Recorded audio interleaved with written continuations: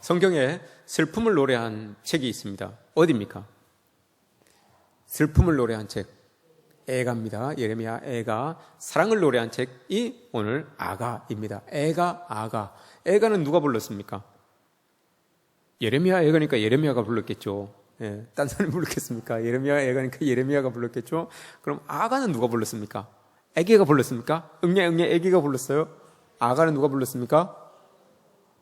솔로몬이 불렀죠. 예, 솔로몬이 불렀습니다. 내용은 애가는 슬픔이고 아가는 사랑입니다. 그런데 내용은 여러분 똑같습니다. 애가는 어떤 애가입니까? 하나님을 향한 간절한 절절한 그 마음을 부르짖은 것이고, 애가는 하나님을 향한 사랑, 하나님이 우리에 대한 사랑을 불러 놓은 겁니다. 똑같아요. 노래의 곡조는 좀 다르지만, 애가 또 아가라서 다르지만 그 내용은 똑같습니다. 하나님을 향하여서 그 사랑의 절절함을 표현하고 있는 겁니다. 근데 확실히 다른 건 아가는 여러분 이중창이에요. 아까 제가 이야기했잖아요. 원래 1절은 소프라노예요. 소프라노가 하는 거예요. 한번 해보십시오. 소프라노들 1절 이런 여자들이 하는 겁니다. 1절 소프라노로 해보세요. 곡을 붙여서 한번 해보세요. 1절 여인분들 한번 해보십시오. 1절 시작. 그럼 사랑 못 받아요. 그렇게 하시면 사랑 못 받아요. 나는 사론에 수선하여 골짜기에 백합화로다. 여자가 자기 자신을 남자에게 이제 어필하는 거예요. 근데 그때 이 1절은 그럼 누굽니까? 1절이 누굽니까? 아가서에 나오는 이 여인은 술람미 여인입니다. 술람미 여인이고, 2절에 남자가 나오잖아요. 이 남자는 누굽니까? 솔로몬이에요. 솔로몬이 자기가 사랑에 빠졌어요. 그 술람미 여인과. 그래서 주고받는 대화예요. 주고받는 대화인데 1절 말씀을 보시면 술람미 여인이 자기를 이렇게 이야기합니다. 나는 사론에 수선하여 골짜기의 백합화입니다. 라고 이렇게 이야기를 합니다. 이건 어떤 뜻인가 하면, 여기는 우리 본문에는 여러분 사론에 수선하여 이렇게 되어 있어요. 근데 영어 성경에는 수선화가 장미로 되어 있습니다. 장미. 나는 사론의 장미입니다. 라고 이렇게 표현되어 있어요. 근데 이 장미라고 표현되어 있는 이게 하바제레트라고 하는 말이에요. 원어에는 요거는 들꽃입니다. 들꽃. 장미가 외국 사람들이 생각하기에 장미가 꽃 중에 꽃이다라고 해서 영어로는 장미라고 이렇게 이야기를 했지만, 원래 하바제레트라고 하는 들꽃이에요. 사론에 있는 들꽃. 사론은 어디입니까, 여러분? 사론은 가이사라 빌립보에서 북쪽으로 쭉 올라가면 지금도 여러분 사론 평야가 있어요. 사론 평야에 가시면, 그러니까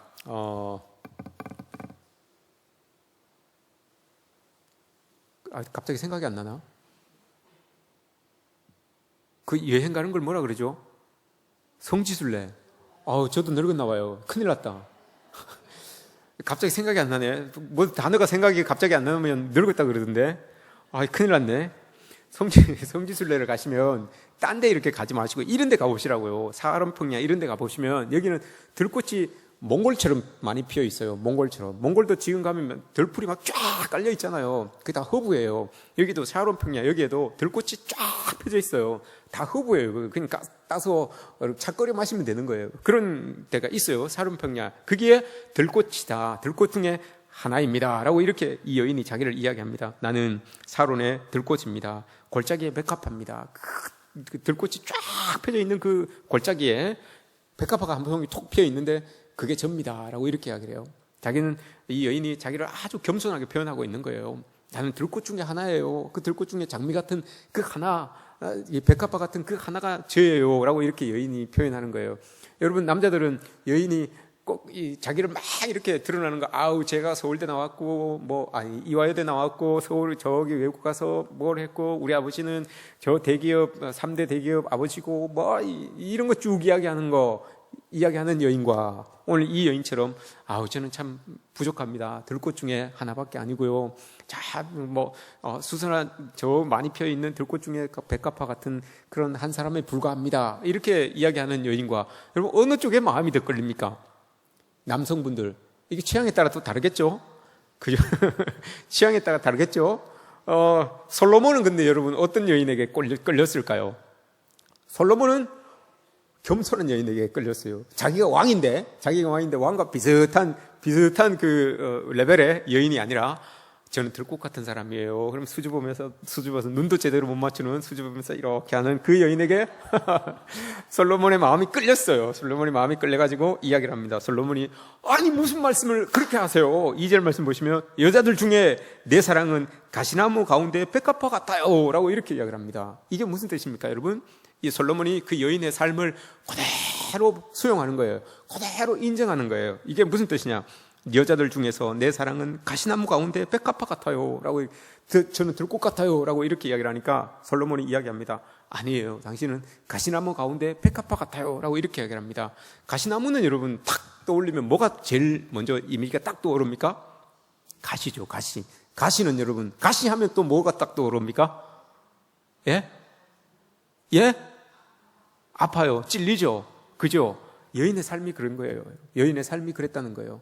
솔로몬이 딱 보니까 저 여인이 나는 들풀 같은 사람입니다 라고 이렇게 이야기했는데, 이 솔로몬이 이렇게 보니까 저 여인이 참 기구하구나, 참 가시밭에 찔리고 상처받고 그런 마음이 있는 여인이구나. 그런데 솔로몬이 그 여인을 정확하게 알아요. 그 가시에 상처받고 가시에 찔리고 막 아픈데 보니까 백합화 같아요. 백합화는 여러분 뭘 뜻할까요? 가시에게 콕콕 찔리는데 여러분 그게 아프죠. 가시에 찔리면 아프고 따갑기도 하고 막 신경질도 나고 하죠. 그런데 가시에 쿡쿡 찔리면서도 향기를 착 내는 거예요. 백합화처럼. 그 여인의 삶이 그랬다는 거죠. 아름답지 않습니까 여러분? 우리는 가시에 찔리면 어떻게 반응합니까? 어떻게 따가워 하면서 그러면서 막, 그죠? 더 큰 걸로 막 쑤시고 찌르고 이렇게 할 텐데, 이 여인은 가시에 찔리면서도 여러분 향기를 탁 내는 거예요. 백합화처럼.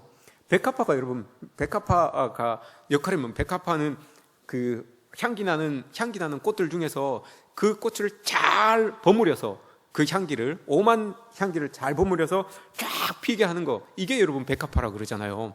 백합화가 있으면, 다른 꽃들과 함께 이렇게 있으면 그 향들이 잘 날 수 있도록, 나름의 향기를 잘 낼 수 있도록 밑에서 쫙 깔아주는 향기, 그게 백합화라고 하잖아요. 이 여인이, 솔로몬이 보기에 이 여인을 그렇게 이야기한 거예요.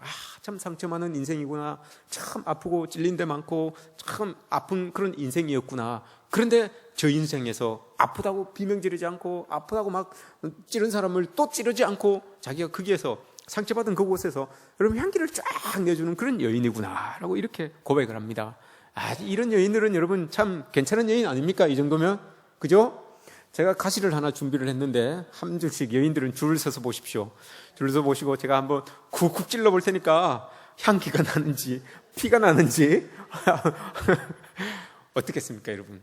이 여인이 그랬다는 거죠. 그러니 솔로몬이 마음이 끌릴 수밖에 없어요. 자기가 그 높은 위치에서 얼마나 많은 사람들을 이렇게 뽑겠습니까?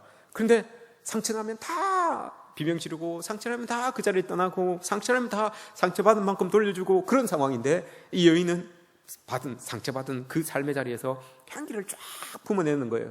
그러니 솔로몬이 마음이 이렇게 빼앗긴 거예요. 가시라고 하면, 여러분 성경에서는 가시라고 하면, 저 창세기 3장에 아담과 하와가 죄를 짓고 나서 제일 처음에 저주가 내린 게 가시예요. 가시덤불이 일어나잖아요. 땅에, 하나님이 축복해 놓은 땅에 죄를 지음으로 말미암아 가시덤불이 이렇게 일어납니다. 수고해야 되는 거예요. 그래서 그 내용을, 창세기 3장에 나오는 그 내용을 히브리서 6장에서 이야기해요. 히브리서 6장에 저주받은 사람들은 가시덤불 속에서 힘을 써야지만 얻을 수 있는 사람들입니다. 이렇게 이야기를 해요. 그 창세기 3장, 가시덤불과 저주와 죄를 이렇게 연결해줘요. 그게 히브리서 6장의 내용이에요. 또 하나님, 예수님께서 비유를 하나 이야기하시죠. 마태복음 13장에서 비유를 하시면서 씨 뿌리는 비유를 합니다. 씨를 툭 뿌렸는데 그게 어디 밭에 떨어지는데 가시덤불 속에 가시밭에 뚝 떨어지는 것도 있잖아요. 그죠? 우리 삶이 여러분 그런 거예요. 그리스도인들의 삶이 가시밭에서 살아가야 되는 삶이에요. 그 살다 보면 여러분 찔리기도 하죠. 상처도 입죠. 막 따갑기도 하고 아프기도 하죠. 근데 그게 어떻게 합니까? 그게 죄를 지은 우리의 삶인데요.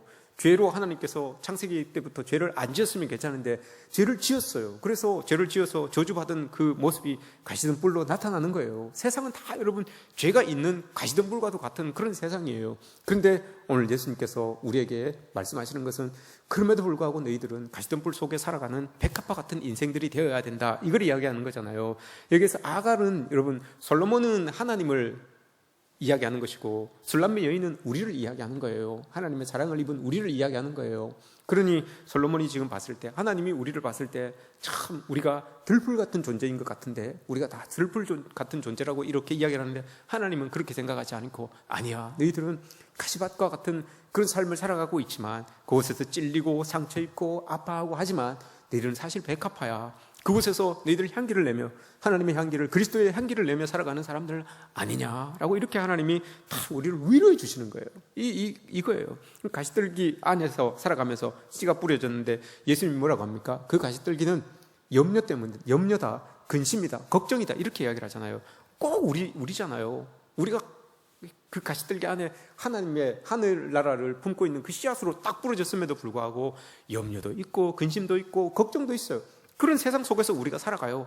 그런 세상 속에 살아가면서 쿡쿡 찔리기도 하고 또 찌르기도 하고 하면서 그렇게 살아가요. 근데 거기에 상처가 곪고 막 이렇게 하는 것이 아니라 거기에서 향기를 쫙 내는, 그게 여러분 바로 우리다 라고 이렇게 지금 하나님께서 우리를 이렇게 이야기를 하시는 것 아니겠습니까? 이런 모습들이 여러분 우리 그리스도인들의 삶의 자리에서는 나타나야 되는 거예요. 우리도 하나님을 향하여서 겸손한 모습으로, 하나님, 저는 들꽃밖에 되지 않습니다 라고 이렇게 겸손한 모습으로 하나님 앞에 나아가는 거였고요. 그 겸손한 모습을 하나님께서 이렇게 바라보시며, 아니야, 너는 그 들꽃 중에서도 최고 아름다운 백합화 같은 존재야. 그 향기가 얼마나 아름답니? 그런 존재야 라고 이렇게 하나님께서 우리를 이렇게 안아주시는, 우리를 향하여 고백해 주시는 그런 모습이 나타나는 것 아닙니까? 이런 모습들이 여러분 우리에게 있어져야 되는 거죠. 그리고 나서 그렇게 하나님이 다 여인을 인정해 주니까, 솔로몬 왕이 여인을 이렇게 인정해 주니까 그 여인이 또 고백합니다. 3절에서 이야기하죠. 자신은 나를 사과나무 그늘에 쉬게 하시고 열매를 주었습니다 라고 이렇게 이야기를 하잖아요.